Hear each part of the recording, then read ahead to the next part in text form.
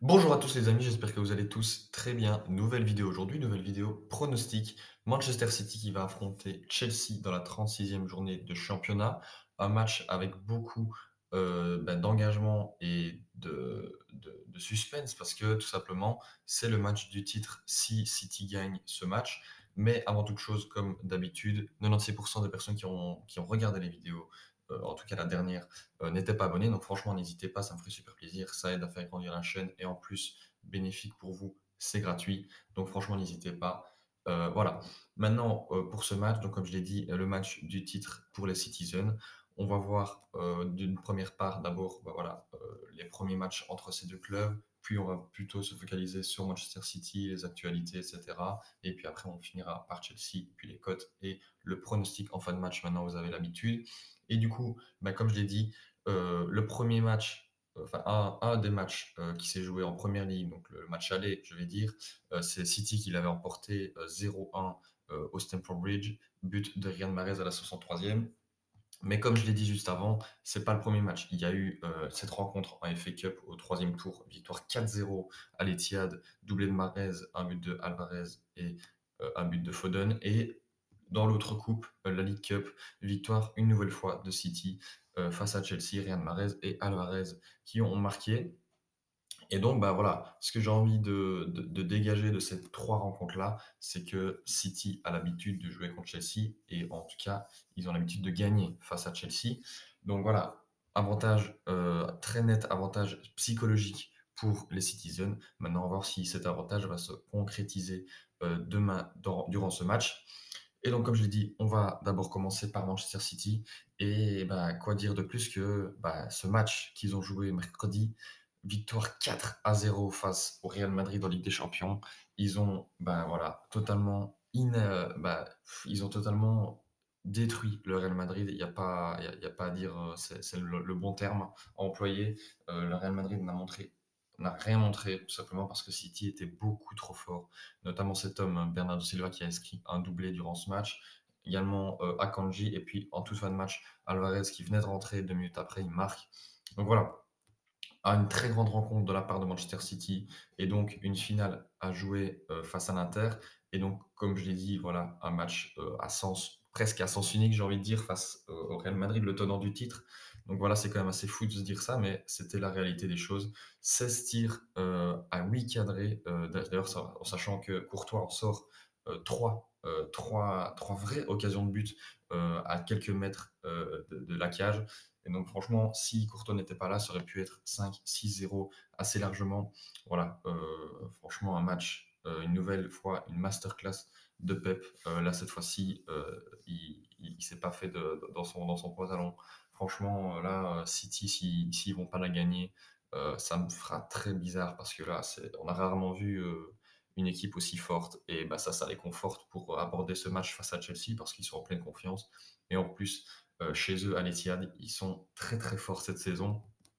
Et comme je l'ai dit, bah voilà, la finale contre l'Inter le 10 juin à 21h peut être le premier titre, la première coupe aux grandes oreilles pour le Manchester City.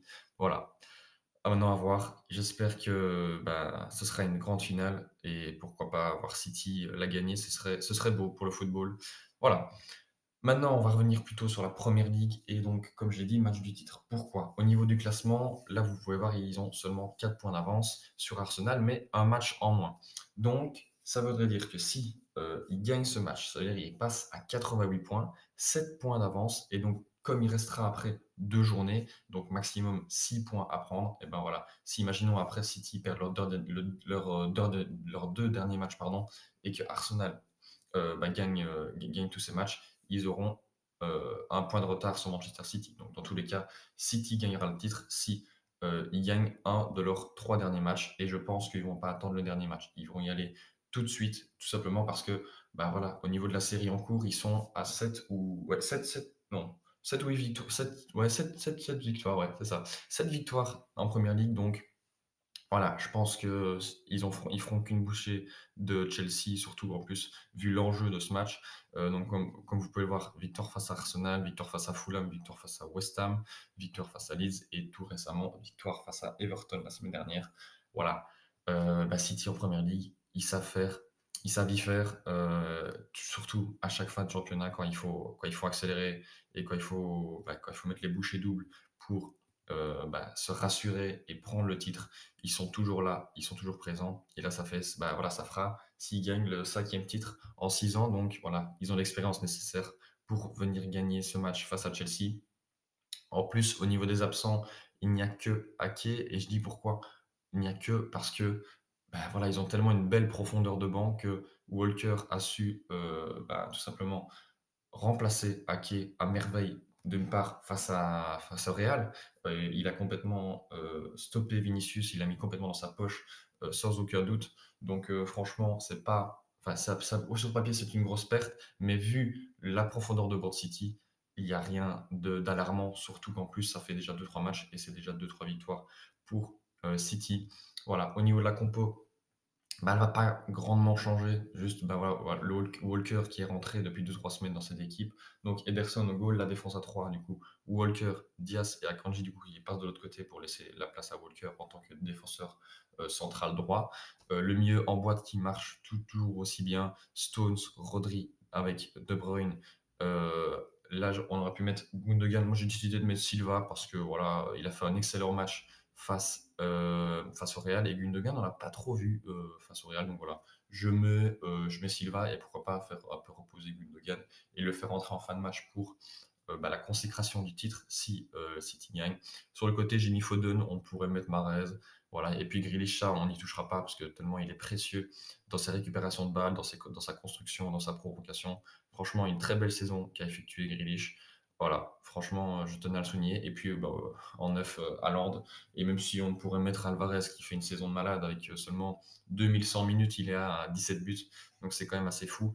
Et puis lui, alors, voilà, il est à 50 et des buts, toutes compétitions confondues, 36 buts en première ligue. Peut-être que ce sera le 37e face à Chelsea. Mais en bref, City a clairement la composition pour venir gagner cette première ligue et venir gagner ce match. Donc voilà. Maintenant, on va partir du côté de Chelsea où là, c'est un peu plus compliqué. Voilà, en première ligue, ils n'ont pas su faire 2 victoires d'affilée parce ils ont fait une égalité face à Nottingham Forest, doublé de Raheem Sterling et doublé de Ioni. Voilà, un match pourtant que Chelsea a plutôt dominé, a montré quand même un beau visage. 14 tirs à 11, 6 tirs cadrés à 2. Par contre, vous voyez, Nottingham, ils ont tiré 2 fois au goal. Enfin, 2 tirs cadrés, 2 buts. Voilà, ça s'appelle l'efficacité. Mais voilà, au niveau de la possession, vous pouvez le voir, 77% à seulement 23. Non, franchement, Chelsea, j'ai vu vite fait le match en double écran. Ils ont quand même bien joué parce que, voilà, ces derniers temps, on aimait bien dire, ouais, Chelsea, il n'y a pas de jeu, etc. Mais là, franchement, ils ont plutôt bien joué. Et donc voilà, je tenais à le souligner, même si je pense pas que ce sera assez suffisant pour affronter City. Voilà, au niveau du classement, hein, ils sont 11e, c'est très très bas pour Chelsea, tout simplement, un club normalement qui est dans le top 6 au minimum. Et vous voyez qu'ici, voilà, ils ont tellement pas de retard par rapport à la 10e place, ils sont plus près de la 12e, 13e, voire 14e place que le top 10. Donc voilà, c'est assez malheureux pour le souligner, mais bon, c'est comme ça. On espère qu'ils vont se reprendre la saison prochaine.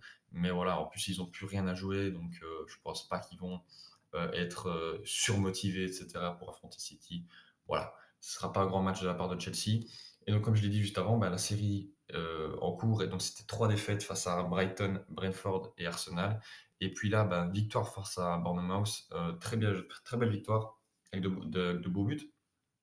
Et du coup, Lampard, qui aurait espéré enchaîner sur une deuxième victoire, là n'a pas su, suite à l'égalité face à Nottingham. Mais donc voilà, en plus, pas comme à City, il y a énormément d'absents du côté de Chelsea. Il y a Broya, Koulibaly, Reece James, Mason Mount, Cucurella, N'Golo Kanté qui était revenu il y a plus ou moins un mois, qui s'est reblessé, et Ben Chilwell. Donc voilà, un effectif voilà, qui est touché par les blessures et donc obligé de faire sans ces joueurs-là. Et donc, elle a complètement moins de beauté, cette équipe, sur le papier.